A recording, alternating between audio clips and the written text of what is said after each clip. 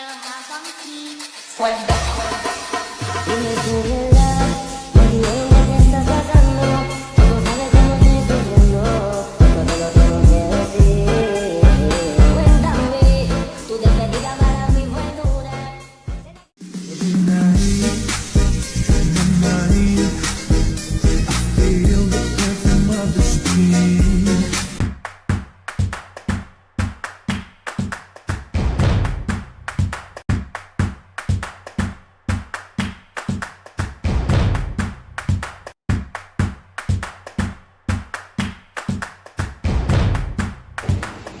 Assalamualaikum warahmatullahi wabarakatuh. Kami dari kelompok 2 akan menjelaskan materi tentang Etika Profesi Keguruan. Selamat menyaksikan. Di suatu hari di dalam kelas. Jadi, apakah kalian mengerti dengan yang saya jelaskan? Kalian ini bodoh banget. Eits. Hal tersebut tidak boleh dilakukan oleh guru ketika sedang mengajar. Oleh karena itu, diperlukan pemahaman tentang etika profesi keguruan. Pengertian etika.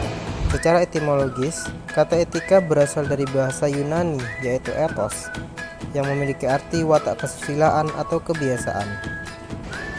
Selanjutnya, pengertian etika secara terminologi adalah Ilmu yang membahas tentang perilaku atau tindakan manusia, termasuk menentukan mana yang dianggap baik dan mana juga yang dianggap buruk.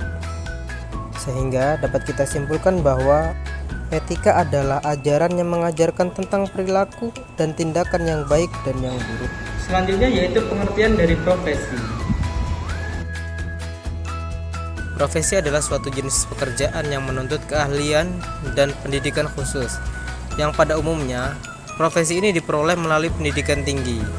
Profesi tidak hanya berdasarkan kemampuan fisik, melainkan lebih pada penggunaan kemampuan mental dan pengetahuan teoritis dalam pelaksanaan tugas-tugas praktis.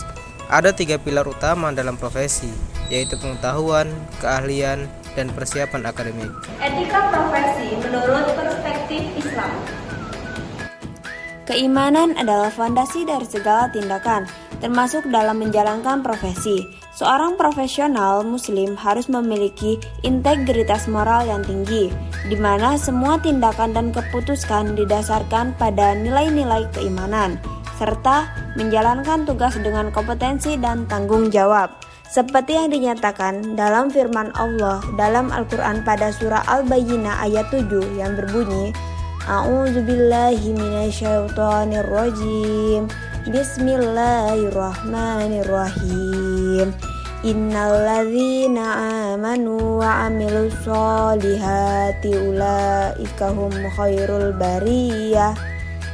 Yang artinya, sesungguhnya orang-orang yang beriman dan melakukan pekerjaan yang baik, mereka itu adalah sebaik-baik makhluk. Dan selanjutnya, etika profesi keguruan menurut perspektif Islam mencakup guru harus bisa menjadi teladan perilaku dalam kebenaran akhlak, kedisiplinan, dan profesionalisme. Bertanggung jawab tidak hanya pada murid tetapi juga pada masyarakat dan Allah Subhanahu wa taala. Etika profesi guru PAI pada abad ke-21. Yang pertama yaitu harus menguasai teknologi. Penguasaan teknologi, informasi, dan komunikasi menjadi salah satu keterampilan penting yang harus dimiliki oleh guru PAI. Penguasaan teknologi membantu guru PAI dalam memperluas cakrawala keilmuan guru PAI, baik melalui riset digital maupun melalui kolaborasi dengan sesama pendidik. Yang selanjutnya yaitu terbuka terhadap perubahan. Yang dimaksud terbuka terhadap perubahan ialah seiring dengan perubahan dalam dunia pendidikan, guru PAI harus terbuka terhadap inovasi dan perkembangan baru, bahwa guru PAI harus mampu menanggapi kebutuhan dan tantangan yang berbeda dari setiap generasi siswa. Dan selanjutnya yaitu mampu berkomunikasi dengan efektif. Maksudnya yaitu dalam proses pembelajaran, komunikasi yang efektif akan membantu siswa untuk memahami materi dengan lebih baik dan merasa lebih nyaman dalam menyampaikan pertanyaan atau pendapat mereka. Dan yang terakhir yaitu menjadi agen perubahan. Maksudnya yaitu etika guru PAI di abad 21 harus mencerminkan kesiapan untuk beradaptasi dengan perubahan, keterampilan dalam menggunakan teknologi, kemampuan berkomunikasi yang baik, dan semangat untuk menjadi agen perubahan dalam masyarakat. Pembahasan selanjutnya, tantangan guru PAI terhadap bangsa abad ke-21.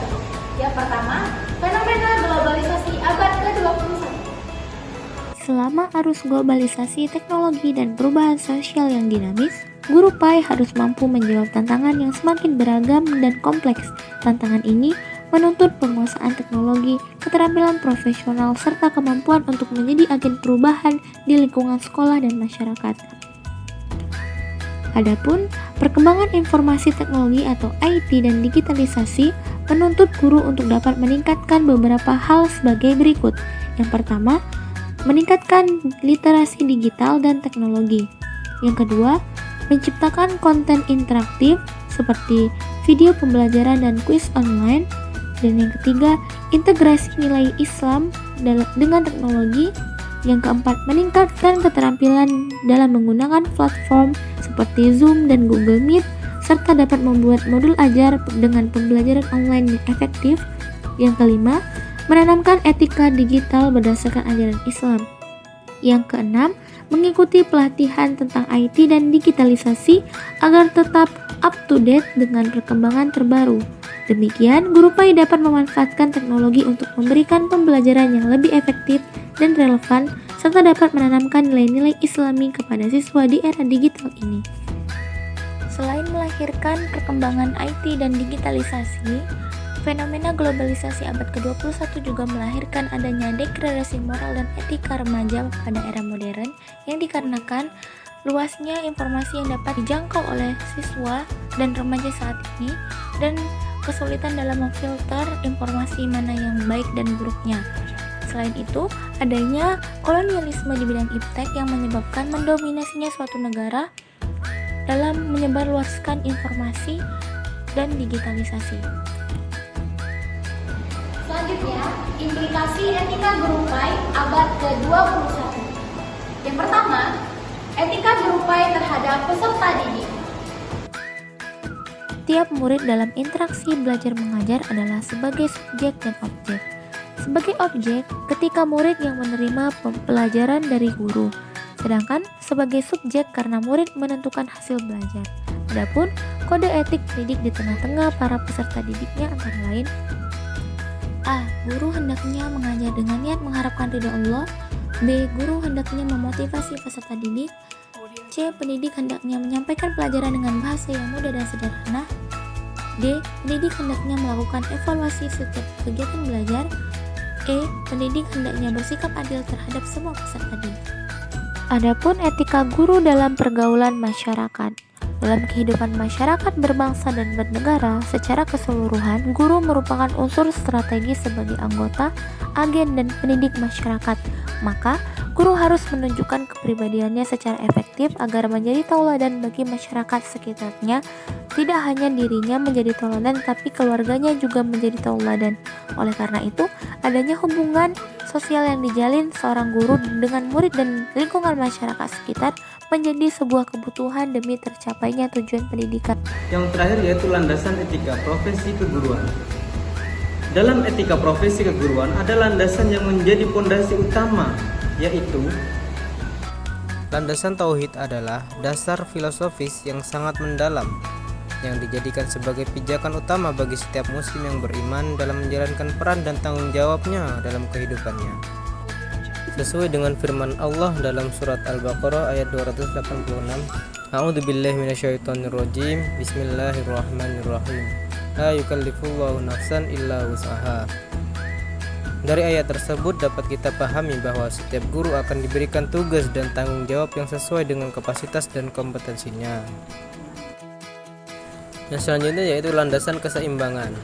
Dalam etika profesi keguruan, landasan keseimbangan bertumpu pada kemampuan guru untuk mengelola berbagai aspek dan tanggung jawabnya dengan adil dan bijaksana. Dengan demikian, keseimbangan ini penting agar guru dapat menciptakan lingkungan belajar yang kondusif bagi perkembangan siswa. Nah, selanjutnya yaitu landasan kehendak bebas dalam profesi keguruan.